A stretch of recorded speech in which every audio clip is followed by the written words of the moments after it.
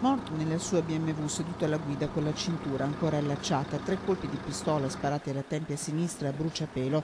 Così era stato ritrovato nella campagna di Piombino Dese il 1° febbraio 2016 il corpo senza vita di Ezio Sankovic, 62 anni, di Rubano, consulente Moncler.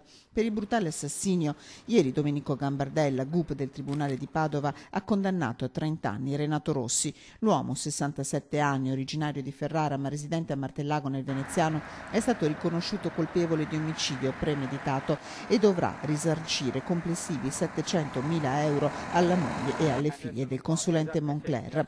Giustizia è stata fatta alla reazione dei familiari di Sankovic presenti in aula, reazione immobile e muta, quella di Renato Rossi. Secondo quanto ricostruito dai carabinieri, all'origine dell'omicidio una questione di soldi. Renato Rossi, aiutato a lavorare per Moncler da Sankovic, avrebbe dovuto restituirgli un prestito di circa 15-20 mila euro, ma denaro non ne aveva.